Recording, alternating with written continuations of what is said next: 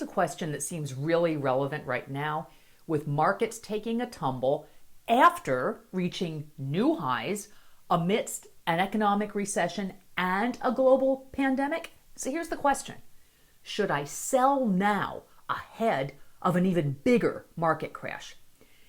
And here's what's interesting. I've actually been getting that exact same question for 20 years.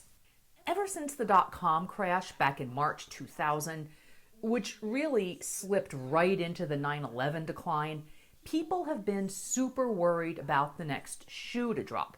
And of course, if you recall, those fears were confirmed back in 2008.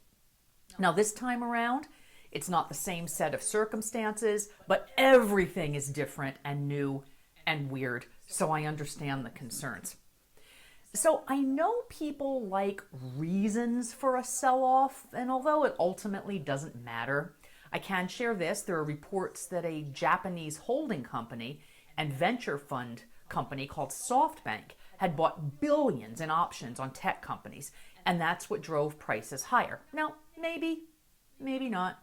Really not even that important, because markets are always cyclical. You always have to be prepared. That's nothing new. And the point remains, in this pandemic environment, the earnings and revenue cases continue to look good for growth in tech, and as well as many other companies. So also, with ultra low interest rates right now, institutional money has to go somewhere to get a return. The banks, the pension funds, the mutual funds, insurance companies, they aren't just popping their investments into a money market fund and calling it a day. In fact, they can't. There's no way they would keep up with inflation or get any kind of return that they needed if they just said, we're scared, and put everything into cash. That's not how that works. Okay, so where does that leave you?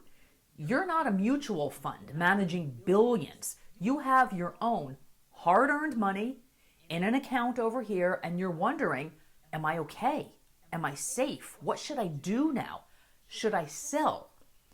And the answer is, it depends.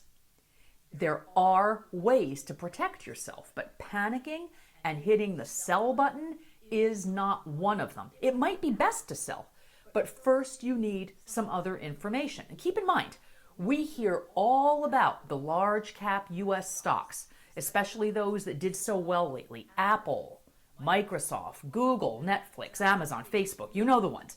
This represents really only one category of stock, large cap domestic growth. And you could say it's even narrowed down further by all being tech or tech related. Now, your risk can be mitigated by allocating across different asset classes. And this is trickier than just saying buy, buy, buy, or sell, sell, sell. For instance, a portfolio containing stocks of large and small companies based here in the US, but also in overseas, developed, and emerging markets, that portfolio can help smooth your volatility and help you weather the storm. And adding these different asset classes that tend to move differently from the big US stocks, that can also help. Believe it or not, things like publicly traded real estate investment trusts may help mitigate volatility over time, I'm talking about, as can short-term, high-quality bonds, commodities. I use these in client portfolios to help diversify. Now, that does not mean that those other types of investments will perform well at all times. That's exactly the point, though. Some will outperform others at any given moment. That's how you smooth your returns and give yourself some protection against the really poor performers. Now, bonds are important to hold. Just want to talk about that for a minute.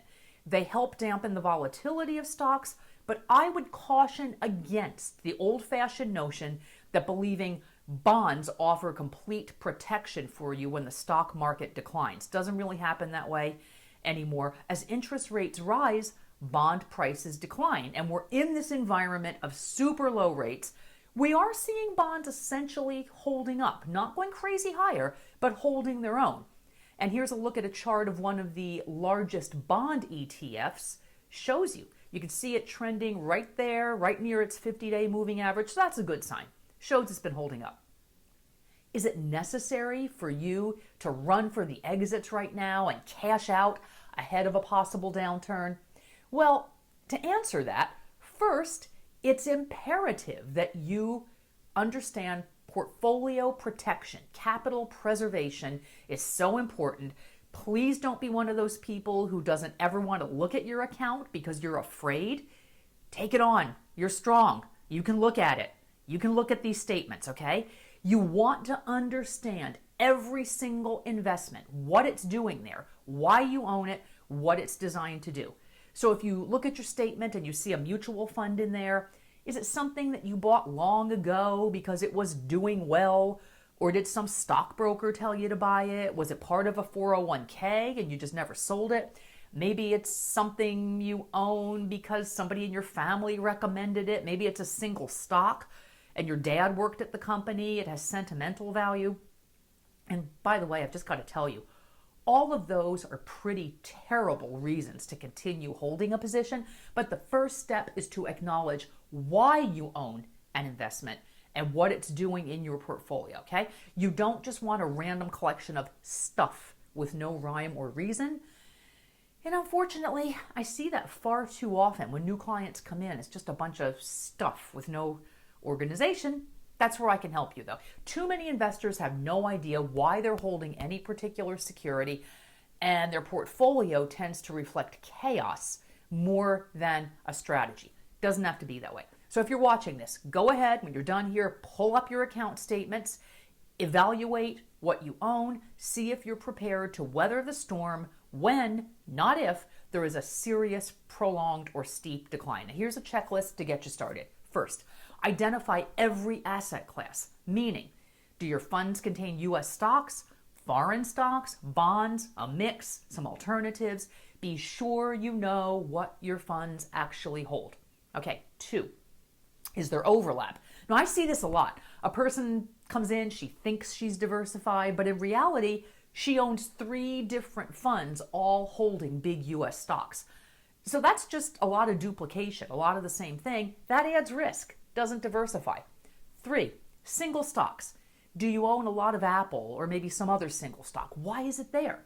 Do you just like it?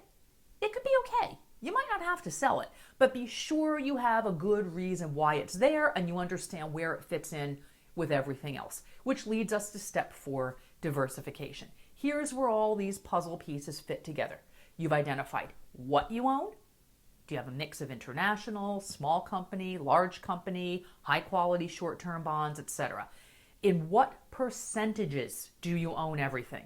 So if it's 90% Apple and 10% some random muni bond and you don't even know why you own it, that's not diversification. Okay? So those are the 4 steps to get started on your path to portfolio protection, even in a downturn.